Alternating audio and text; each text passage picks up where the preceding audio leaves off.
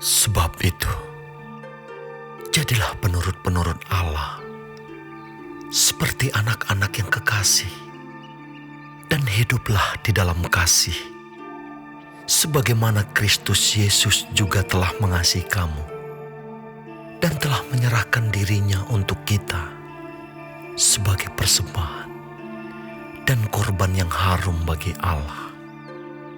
Tetapi percabulan dan rupa-rupa kecemaran atau keserakahan disebut saja pun jangan di antara kamu, sebagaimana sepatutnya bagi orang-orang kudus.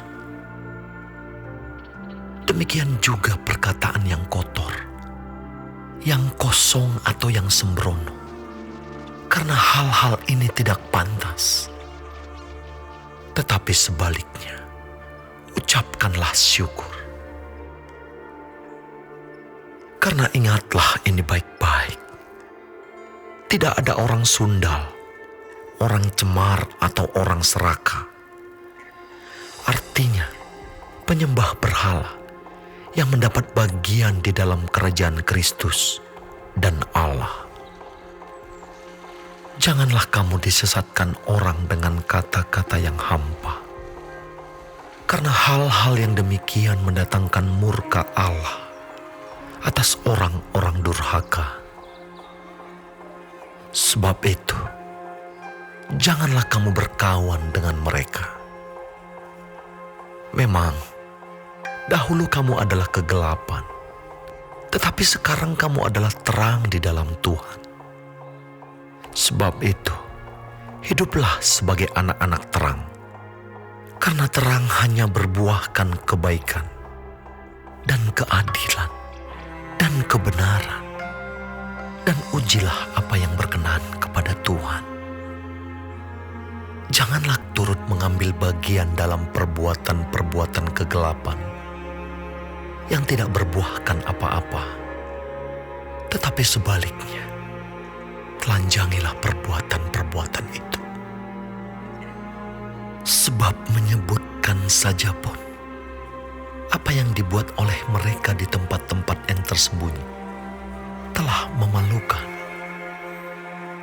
Tetapi segala sesuatu yang sudah ditelanjangi oleh terang itu menjadi nampak. Sebab semua yang nampak adalah terang. Itulah sebabnya dikatakan, bangunlah hai kamu yang tidur, dan bangkitlah dari antara orang mati, dan Kristus akan bercahaya atas kamu. Karena itu, perhatikanlah dengan seksama bagaimana kamu hidup. Janganlah seperti orang bebal, tetapi seperti orang arif. Dan pergunakanlah waktu yang ada, karena hari-hari ini adalah jahat. Sebab itu, janganlah kamu bodoh, tetapi usahakanlah supaya kamu mengerti kehendak Tuhan. Dan janganlah kamu mabuk oleh anggur, karena anggur menimbulkan hawa nafsu. Tetapi hendaklah kamu penuh dengan Roh. Dan berkata-katalah seorang kepada yang lain dalam mazmur, kidung puji-pujian dan nyanyian rohani. Bernyanyi dan bersoraklah bagi Tuhan dengan segenap hati. Ucaplah syukur senantiasa atas segala sesuatu dalam nama Tuhan kita, Yesus Kristus, kepada Allah dan Bapa kita. Dan rendahkanlah dirimu seorang kepada yang lain di dalam takut akan Kristus. Hai istri, tunduklah kepada suamimu seperti kepada Tuhan. Karena suami adalah kepala istri, sama seperti Kristus adalah kepala jemaat. Dialah yang menyelamatkan tubuh. Karena itu, sebagaimana jemaat tunduk kepada Kristus, demikian jugalah istri kepada suami dalam segala sesuatu.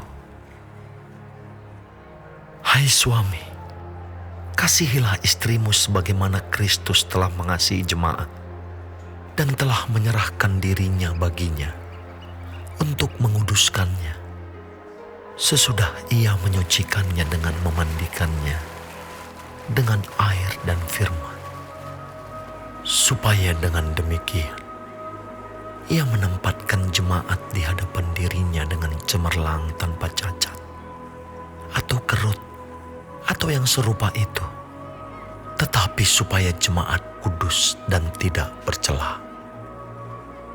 Demikian juga suami harus mengasihi istrinya, sama seperti tubuhnya sendiri. Siapa yang mengasihi istrinya, mengasihi dirinya sendiri. Sebab tidak pernah orang membenci tubuhnya sendiri, tetapi mengasuhnya dan merawatinya, sama seperti Kristus terhadap jemaat. Karena kita adalah anggota tubuhnya. Sebab itu laki-laki akan meninggalkan ayahnya dan ibunya dan bersatu dengan istrinya, sehingga keduanya itu menjadi satu daging. Rahasia ini besar, tetapi yang aku maksudkan ialah hubungan Kristus dan jemaat. Bagaimanapun juga bagi kamu masing-masing berlaku. Kasihilah istrimu seperti dirimu sendiri, dan istri hendaklah menghormati suaminya.